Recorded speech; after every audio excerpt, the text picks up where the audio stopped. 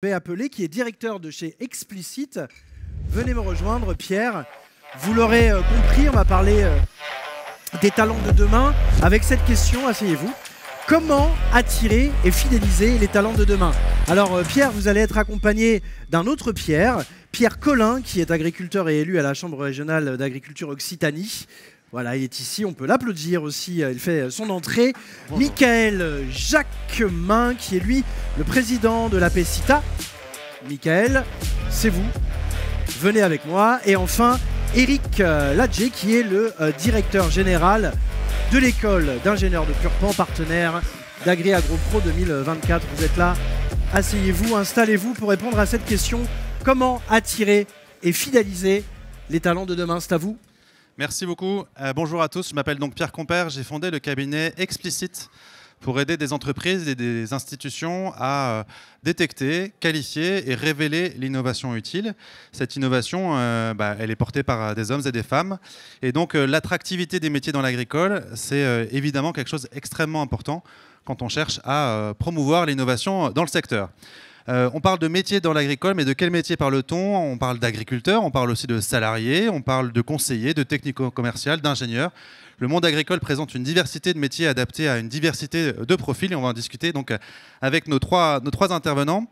Donc Pierre Collin, qui est agriculteur et élu à la Chambre d'agriculture. On se rappelle que la Chambre d'agriculture traite de l'ensemble des questions agricoles à l'échelle d'un territoire et donc forcément la question du développement de l'emploi et de la formation fait partie de ces missions. Michael Jacquemin, qui est même plus président, mais vice-président, mais il va nous expliquer ça, de la PECITA, une organisation professionnelle spécialiste de l'emploi en agriculture, en agroalimentaire et en environnement, même si on va se concentrer sur la question agricole. Il y a une super bourse à l'emploi sur le site de la PECITA, on en reparlera. Et puis enfin, Eric Ladjé, qui est le directeur général de l'école d'ingénieurs de Purpan, une école qui forme des ingénieurs, comme son nom l'indique, des étudiants en sciences du vivant, en agriculture, en agroalimentaire, qui accueille chaque année près de 1700 étudiants, si j'ai bien lu votre site internet, c'est bon, dans ces différentes formations de Bac plus 3 à Bac plus 5, avec 180 salariés, dont près de 75 enseignants-chercheurs permanents, donc une belle boîte. Question directe à tous les trois. Le thème de la table ronde, c'est l'attractivité des métiers. Comment attirer et fidéliser les talents de demain? Est-ce qu'il y a effectivement un manque d'attractivité du monde agricole? Est-ce que le monde agricole souffre d'un manque d'attractivité, sachant que la situation est probablement pas uniforme en fonction des métiers et des structures? On commence avec Pierre, Oui. Première réaction. Bon, moi je dirais plutôt que c'est un manque de lisibilité, parce que quels que soient les opérateurs, on se rend compte. D'ailleurs, il y a une étude qui a été faite par la région Nouvelle-Aquitaine justement sur cette notion d'attractivité. On se rend compte en fin de compte qu'il y a des manques, tout simplement. Et je peux donner à titre d'exemple tout ce qui est les métiers en lien avec l'orientation. Donc on parle de l'ONICEP, mais pas que, tous les prescripteurs, les centres d'information et d'orientation dans les écoles, Pôle emploi. Donc à tous les niveaux, il y a un manque d'immersion dans le métier pour savoir ce que c'est. Donc ça, c'est quelque chose qui est quand même assez important. Alors je siège au Comité national d'enseignement agricole et on a eu aussi une opportunité qui a été faite par la DGER, qui est l'autorité de tutelle qui gère l'enseignement agricole, notamment d'avoir 2 départements qui soient expérimentaux sur le sujet pour non pas accueillir des conseillers professionnels, mais là c'est pour accueillir des élèves. C'est-à-dire accueillir des élèves de classe dans les départements, dans les fermes, et ouvrir aussi les établissements scolaires, parce que la particularité de l'enseignement agricole, c'est qu'il y a aussi des fermes dans l'enseignement agricole. Et tout ça, pourquoi? L'objectif, c'est parce qu'en fin de compte, il y a une loi d'orientation agricole qui a été en préparation et qui a pour objectif, c'est qu'on a un agriculteur sur 2 qui part d'ici 10 ans, et donc il y a un manque de relève, que ce soit les agriculteurs ou les actifs, tout va ensemble. Et donc on a besoin d'augmenter de 30% nos effectifs, même si l'enseignement agricole fonctionne très très bien, mais par contre on a besoin de doper ça. Donc pour la meilleure façon de faire les choses, et les prescripteurs et les gens de l'ONICEP le disent eux-mêmes, il manque la connaissance du métier. Donc plus de lisibilité, première action à imaginer.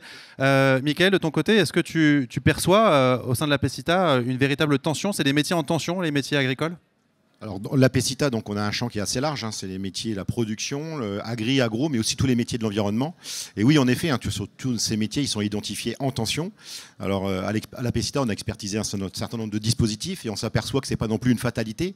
En mettant en œuvre quelques petits leviers, quelques petites stratégies, on arrive à trouver et à capter des candidats. Mais on aura peut-être l'occasion de l'évoquer un peu plus juste après. Ouais, juste après. Mais quels sont les métiers qui sont les plus en tension du côté des métiers agricoles? C'est les agriculteurs, les salariés variés, des métiers aussi qui relèvent plutôt des cols blancs, entre guillemets, et pas forcément des cols bleus?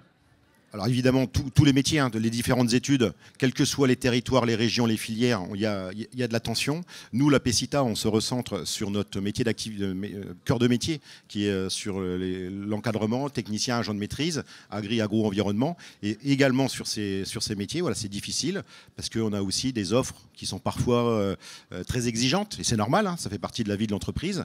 Donc il y a tout un dispositif que nous, on peut apporter aux entreprises pour les aider à aussi peut-être mieux proposer, être plus visible, voilà, des actions de communication, mais ça aussi on y reviendra. Mais ce que je retiens, c'est que voilà, cet enjeu de lisibilité, il est transversal à l'ensemble des métiers agricoles et en réponse finalement à des tensions qui elles aussi concernent l'ensemble des filières. Eric, de votre côté, est-ce que les écoles d'agro attirent toujours autant? Ou est-ce qu'on a besoin toujours de fidéliser, de donner envie à des lycéens, des jeunes de venir dans les écoles d'agro? Je crois que je suis assez d'accord sur la lisibilité. Moi, je vais prendre juste un exemple. Tout à l'heure, on a Damien qui était dans l'informatique et qui est passé sur des métiers, tous à la ferme. Je pense que c'est assez intéressant de se dire pourquoi il est en arrivé là. Et je pense qu'il faut se poser la question, demain, qu'est-ce qui fait qu'on aura envie de travailler en agriculture? Honnêtement, l'agriculture, pour quelqu'un qui est aujourd'hui dans une métropole, il ne comprend rien. Parce qu'il n'a pas envie d'être agriculteur, il n'y a pas d'accès au foncier. Donc cette image-là, je pense qu'il faut véritablement changer les choses. Et dans le fait que, tout à l'heure, vous parliez de quel métier en agriculture? Il y a tous les métiers. Tous les métiers, oui. Et tous. Et vous formez d'ailleurs à tous les métiers au sein de Purpan? Je ne sais pas si on forme. Non, on forme des esprits qui sont capables de travailler dans tous les métiers. Juste, c'est déjà pas mal. Et toutes les écoles le font en plus. Je veux dire, j'étais avec des gens de l'ENSA tout à l'heure. C'est l'Agro-Toulouse, ouais. Donc, je pense que c'est vraiment la nécessité de se dire que l'agriculture est un monde. Moi, j'ai presque envie de dire, nous, c'est un support. Si vous aimez le vivant, ben, c'est un support du vivant. On forme des ingénieurs à comprendre finalement des modèles, des systèmes. Et l'agriculture en est un génial. Parce qu'il touche au vivant, il touche à plein de choses, en plus avec des métiers assez passion. Et c'est ça qu'il faut véritablement mener. Donc de toute façon, il faut aller chercher des jeunes aujourd'hui sur une vision qui est beaucoup plus dans une notion de valeur, de nature, voire même de combat des fois chez eux, parce qu'ils veulent véritablement trouver du sens. Ben, il ne peut pas y avoir plus de sens que dans l'agriculture. Ouais, bien sûr. Pierre évoquait à l'instant le besoin on va dire de doper les actifs en agriculture. La loi d'avenir agricole devait justement soutenir la création de postes et puis de formation avec un appel. Je crois que j'ai plus les chiffres en tête, mais on a besoin d'énormément d'ingénieurs agronomes. Est-ce que du coup cet appel il est entendu évidemment par les écoles d'agro, mais relayé, relayable? Est-ce que ça attire les écoles d'agro? Non, mais aujourd'hui, les écoles... Alors juste, être ingénieur, ça attire beaucoup moins. Donc la totalité des écoles d'ingénieurs françaises, aujourd'hui, cherchent des candidats. Tout simplement parce qu'il y a 5 ans, il y a une loi Blanquer qui fait que ça a dissocié un peu la science des études qui étaient faites, et donc c'est beaucoup plus compliqué. Et avec moins de bio, notamment la bio qui peine un peu. Notamment dans le vivant, et puis sur d'autres sujets, parce que même sur de la mécanique, de l'électronique, je veux dire, aujourd'hui, dans les écoles d'ingénieurs, c'est quand même un peu compliqué. Donc il va falloir revenir et redonner du sens à ce qu'est aussi... Alors je vais juste peut-être parler pour les ingénieurs en général, pas de Purpan, les ingénieurs en général, sur qu'est-ce que l'ingénieur, quoi. C'est-à-dire, c'est véritablement, et de ne pas se dire, parce que le métier d'ingénieur agro, il a un peu disparu de l'inconscient collectif. Et là, maintenant, c'est beaucoup plus de se dire, alors, il y en aura besoin, c'est clair. Ils vont coûter plus cher parce qu'il y en aura moins. Donc ça aussi, il faut quand même l'entendre. Mais il faut qu'on arrive à faire comprendre que c'est un métier absolument, absolument génial, parce qu'on touche à plein de choses. Mais on peut y venir sans se dire, je vais finir ingénieur dans ça, quoi. Et l'exemple tout à l'heure, je trouvais de Damien tout à fait intéressant, où on peut véritablement s'appliquer sur des tas de sujets, quoi. Michael, une réaction? Ouais, par rapport à cette notion de visibilité, d'attractivité, il y a l'expertise que j'en ai, moi, après 2 ans de présidence de la PECITA. Les métiers en tension, il n'y a pas que l'agriculture, il n'y a pas que notre branche. Donc on est en compétition sur le marché du travail. Et j'ai envie de dire, on n'a pas le choix. Il va falloir qu'on se mette véritablement à chasser tous en meute pour être plus visible sur toutes les actions. Alors trop souvent, on se réfugie en disant, oui, tel salon régional, on est ensemble, mais c'est pas... Enfin, un salon, c'est une semaine de l'année. Les semaines, il y en a 52. AgriAgroPro va pas résoudre tous les problèmes. Et faisant en sorte que toutes ces associations, alors moi c'est la PECITA, il y a la NEFA, il y a les chambres d'agriculture, il y a toutes les familles de l'enseignement agricole, il faut qu'on soit tous visibles. Parce que quand on fait la promotion de l'emploi, on fait aussi la promotion des formations. Et quand c'est super confortable pour les familles de l'enseignement agricole de voir, quand elles font la promotion des métiers, des formations, que derrière, il y a par exemple un mur avec des CV, Et donc ça donne envie aux jeunes en disant ouais, cette formation derrière, on voit qu'il y a du CV. On sait que derrière ça embauche. Est-ce que c'est qu'un problème du côté de l'offre ou est-ce que c'est aussi un problème du côté de la demande? Je m'explique. Est-ce que les personnes à recruter sont trop exigeantes, déconnectées de certaines réalités, ou alors est-ce que c'est les propositions de travail et les conditions qui sont proposées qui sont inadéquates? Est-ce qu'il y a un manque d'ouverture à la diversité dans le secteur agricole? Est-ce que les perspectives offertes, tu le disais, en termes économiques et d'évolution sont pas assez lisibles? Voilà. Pierre, c'est un problème d'offre ou de demande à ton avis? C'est complexe en réalité. En réalité, il y a un peu de tout. D'abord, il y a une image. Il y a comme un stéréotype qui colle à la peau de l'agriculture, une notion de pénibilité, alors qu'en fin de compte, il y a des conventions collectives liées à l'emploi. Alors c'est vrai qu'on travaille aussi avec la particularité du monde agricole, c'est que même si la Chambre coordonne pas mal d'actions, on travaille aussi avec la Commission paritaire régionale emploi, avec la NEFA, avec la FRSEA, les syndicats d'employeurs et de salariés. Donc le côté paritaire est important. Oui, donc c'est pas la jungle en termes social, le secteur agricole. Très organisé, mais par contre au niveau communication, on manque un petit peu de relais, parce qu'effectivement ça a été dit, l'attractivité du métier, c'est aussi le fait qu'on travaille avec du vivant, et que ça, le vivant, c'est quelque chose qui est irremplaçable. Voilà. Moi, j'ai reçu, je vais vous donner un exemple personnel, j'ai reçu des stagiaires d'élèves agricoles, c'était des SAPAT, c'est un niveau CAP, enfin c'est un niveau assez bas. Donc j'avais besoin de faire un peu de communication sur notamment des aides européennes, parce qu'il nous arrive de percevoir des aides sur du développement.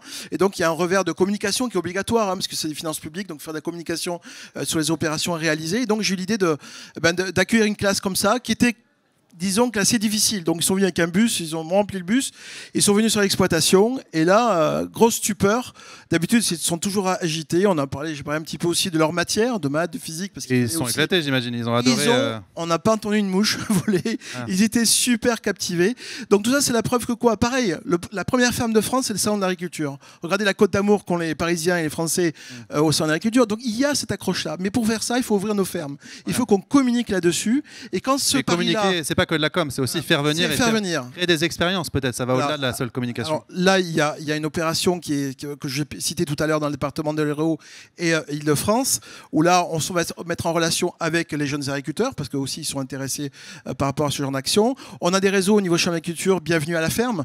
Donc là aussi, et puis nous, le fait de travailler en réseau, on sait quels sont les agriculteurs qui ont la capacité de communiquer et de faire voir de belles choses. Ça fait écho à l'ambition de chasser en meute, comme disait Michael. Eric, je vous vois vouloir avoir une réaction. Non, je suis tout à fait... Une réaction positive, je veux dire, venir souligner un point. Totalement, avec le fait qu'il faut juste quand même qu'on arrive à tordre le cou à une idée que faire de l'agriculture, c'est pas juste être agriculteur, quoi.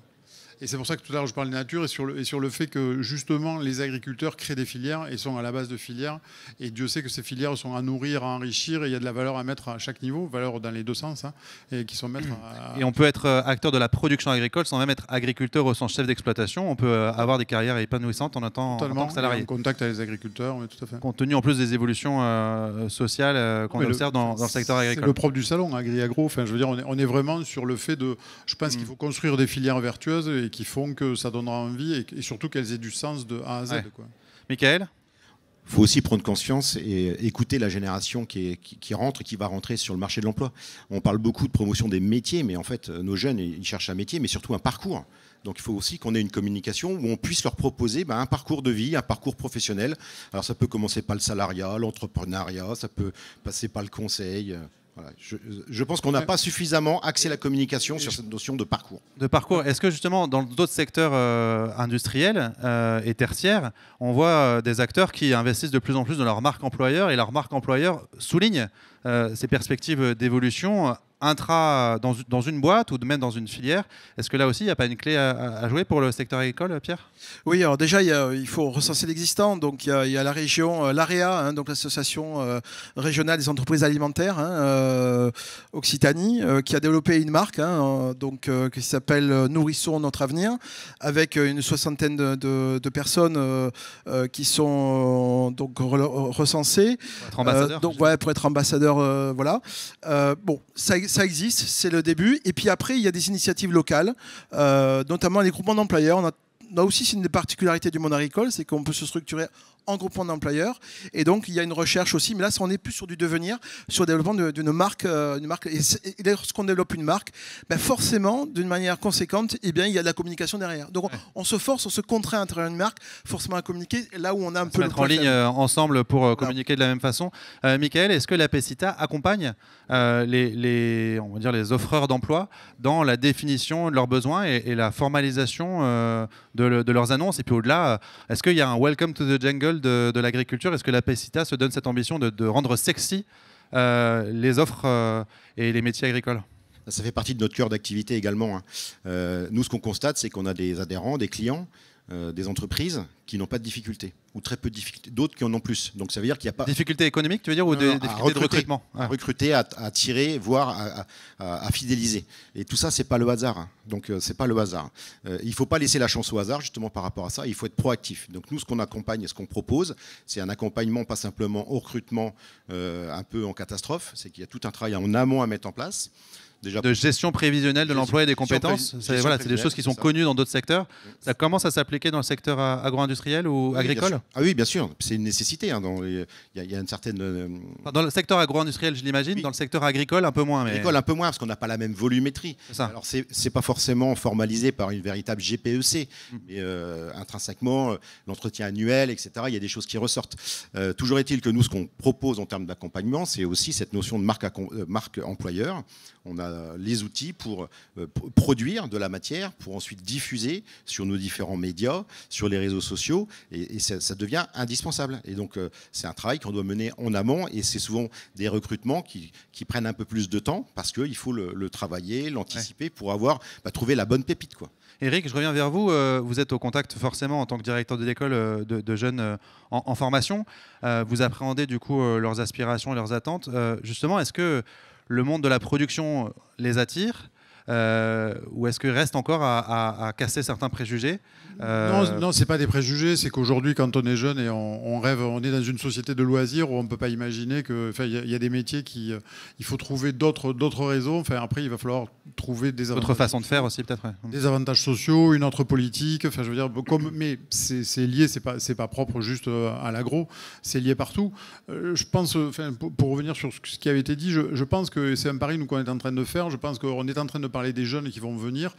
Je crois qu'il faut qu'on sache tous ici qu'on détient quelque chose, ou je pense qu'on détient une vérité. On détient une vérité du fait qu'on travaille le vivant, il va falloir que les gens se nourrissent. Donc de toute façon, on va se retrouver avec que les gens viennent d'une école, y compris une école d'agro comme nous, ou d'ailleurs, dans leur vie, à un moment donné, ils vont chercher du sens. Le sens, il est là. Nous, on est sur des structures, on est sur des organisations qui ont de toute façon du sens et des valeurs. Donc, il faudra peut-être faire de la formation professionnelle. C'est le pari qu'on est en train de faire. Parce que, tout simplement, si ça ne suffit pas à l'entrée, de toute façon, il va falloir qu'on gère ce vivant. Il y a des enjeux. Le climat, ça chauffe. Enfin, je veux dire, on peut déjà... La courbe... Les enjeux contemporains convergent vers l'agriculture. On va de toute façon converger vers ça. Ouais. On va y aller différemment. On va s'adapter. C'est pas un problème parce que de toute façon, on en aura besoin. Et c'est, enfin, je veux dire, c'est totalement dans quel que soit... Enfin, j'ai envie de plus dire, que l'air du temps, c'est une nécessité. On va se le dire aujourd'hui, parce que c'est assez drôle. Quel que soit le gouvernement qu'on aura ce soir, à partir de ce soir 17h, de toute façon, la trajectoire sera la même. Bien sûr. Mais ça suppose aussi de penser des mondes agricoles plus ouverts à la mobilité sociale et professionnelle. Pierre, est-ce que entrer, sortir du monde agricole, ça se faisait historiquement pas si simplement? On s'imagine s'installer pour toute sa vie en agriculture, devenir salarié agricole toute sa vie. Alors je mets de côté les saisonniers, qui sont évidemment bien connus et dont on a forcément énormément besoin en agriculture, mais est-ce qu'on peut imaginer des parcours plus mobiles, avec des entrées et des sorties en cours de carrière professionnelle? Oui, non. Moi, je travaillerais plutôt en matière d'opportunités liées un petit peu à la mutation du métier d'agriculteur. À l'agriculteur, on lui demande beaucoup de choses. On lui demande d'assurer la production, ça c'était la base. Puis maintenant, il y a un volet environnemental, avec toutes des fois les injonctions contradictoires qu'il peut y avoir. Donc c'est un travail. On lui demande de faire de la traçabilité. On lui demande bien sûr de faire du commerce parce qu'il y a une volatilité des prix dans toutes les productions. Donc il faut beaucoup d'énergie. Tout ça, ça demande beaucoup d'énergie.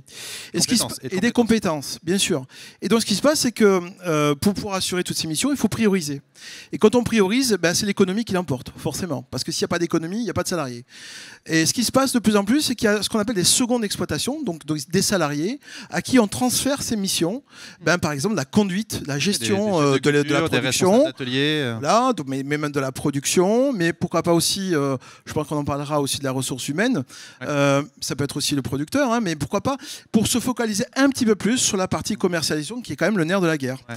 Michael, voilà, cette question de la mobilité sociale et professionnelle, les entrées et les sorties du secteur agricole, est-ce qu'il faut être plus souple là-dessus, plus flexible? C'est ce que j'ai évoqué juste un petit peu avant sur le fait de travailler sur des parcours. Et quand on évoque le parcours, évidemment, il y a de l'entrée, il y a de la sortie. C'est pas qu'intra agricole. Non, mais bien sûr. Ouais, ça parcours, peut être, mais même dans le agricole, agro-environnement, voilà. on peut se faire plaisir et explorer différentes pistes et voilà, trouver vraiment du sens dans son parcours professionnel.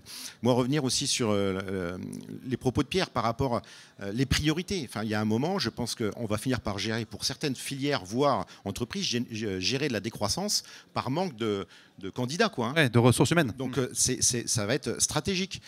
Aujourd'hui, bon nombre d'entreprises ne savent pas peut-être aussi mettre un peu de moyens. Le petit pourcentage du chiffre d'affaires sur la com, alors ceux qui sont sensibilisés, qui sont sur des activités marchandes, commerciales, on flèche sur du marketing, des lignes budgétaires. Mais il y a un moment, il va falloir aussi savoir flécher un petit peu sur cette notion d'investissement dans la marque employeur, l'accompagnement RH. Voilà, justement, ça me permet de rebondir là-dessus. Qui dit accompagnement RH, dit management, dit accompagnement du développement professionnel des personnels. Est-ce que le secteur agricole est suffisamment armé? Quelle place occupe le management dans les formations initiales et continues agricoles et agronomiques, Michael? Et après, bien sûr, on posera la question à Eric. Alors, sur la formation initiale, pour moi, c'est une catastrophe, hein. Cette notion, elle est à peine effleurée. Et pourtant, demain, celui qui sortira de ces écoles agro, il sera manager ou manager. Donc il y a quand même quelques clés de compréhension. Et les meilleurs salariés, c'est ceux qui arrivent à manager leur manager. Voilà. Non, mais alors, on parle donc il y a quelques clés, quelques erreurs à éviter et comprendre ce que c'est du management et pourquoi on réagit ainsi. Enfin, la vie de l'entreprise, quoi. Tout ça, c'est absolument pas effleuré, hein. Et donc, heureusement qu'il y a la formation tout au long de la vie, avec des financements type Ocapiat qui permettent de pallier à ça, et des centres de formation qui tentent malgré tout de mettre en place des formations. Et bon nombre de ces formations sont parfois annulées, voire reportées par manque de candidats. Donc la prise de conscience, elle est encore pas réelle. Et donc là, on est sur la notion après de fidélisation. Parce que si on intègre mal les nouveaux collaborateurs, ou même dans la vie de l'entreprise, il y a des soucis RH par manque de vrais managers, il y a des gens qui partent et qui reviendront peut-être plus dans la filière ou dans la branche agricole par une mauvaise expérience. Dégoûté, quoi. Voilà. Pierre, en tant qu'élu à la Chambre d'agriculture, c'est un sujet. La Chambre d'agriculture forme des agriculteurs via Vivea et d'autres structures au management. Oui, bien sûr. Alors, bon, là, je emploie la double casquette parce que je suis président aussi de Vivea Occitanie, donc l'organisme qui finance la formation continue des agriculteurs. Et donc, on flèche des priorités.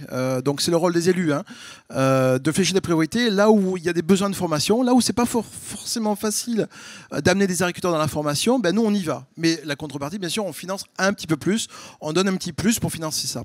Et le sujet de la RH, justement, fait partie de ce qu'on appelle les appels d'offres spécifiques de Vivea, et donc on donne un petit plus. Et concrètement, Vivea lance un appel d'offres à des offreurs de formation sur le sujet RH. Proposez-moi des formations que moi, Chambre d'agriculture derrière, par exemple, je pourrais distribuer. Tout à fait. Auprès de mes ressortissants. Voilà, donc ça c'est ce qui existe déjà. Il y a le pendant aussi avec Ocapiat, hein, donc tu l'as dit Michael, donc effectivement. Ocapiat qui est l'organisme de formation pour les salariés, le financement des formations pour les salariés. Et avec un mixte aussi où on a les publics qui sont à la fois salariés et aussi chefs d'exploitation sur une même formation. C'est-à-dire qu'on scène les deux fonds d'assurance formation justement pour que les préoccupations soient les mêmes. Et c'est là qu'on retrouve aussi les secondes exploitations dont j'ai parlé tout à l'heure. Ouais. Il n'y a pas que les chefs d'exploitation. Mais sur la RH, un point important, la ressource humaine, ça commence déjà au sein de la famille. Il y a des GAEC. Les GAEC, c'est le groupement d'associations d'exploitation en commun. Même un GAEC entre époux. Entre époux, c'est déjà de la RH. Parce qu'il y a une répartition des tâches et c'est important d'apporter ces éléments de connaissance-là. En agriculture, on sait que souvent, même si c'est des sujets qui évoluent, famille et travail se mélangent très largement. Pas si évident. Eric, vous formez des ingénieurs. A priori, on imagine que ce seront demain des futurs managers. Quelle place occupe le management dans vos formations? Je vais juste parler que pour Purpan, parce que là, mais sur la formation initiale, nous on a fondu le management dans autre chose qu'on appelle l'humain. La formation humaine à Purpan, c'est le plus grand nombre d'heures de formation qu'ils aient sur 5 ans. C'est-à-dire ils peuvent avoir des matières qui changent chaque année. La formation humaine est sur chaque année, c'est-à-dire, et ça c'est pas d'hier, c'est depuis 1919. Donc c'est quelque chose sur lequel on a choisi que c'était important. On a rajouté une chose qui est toute une partie hémisphère droit, c'est-à-dire on croit à l'émotion, on croit à l'intuition, on croit à la création. parce que demain, par rapport, toutes on va dire que pour gérer la complexité, il faut savoir aussi la sentir. Les décisions que ne prendra pas l'intelligence artificielle, c'est uniquement une part humaine qui prendra. Et celle qui va rester, Dieu sait qu'il va falloir qu'on comprenne quelque chose. Et nous, on dit, tout le monde parle de savoir-faire et de savoir-être.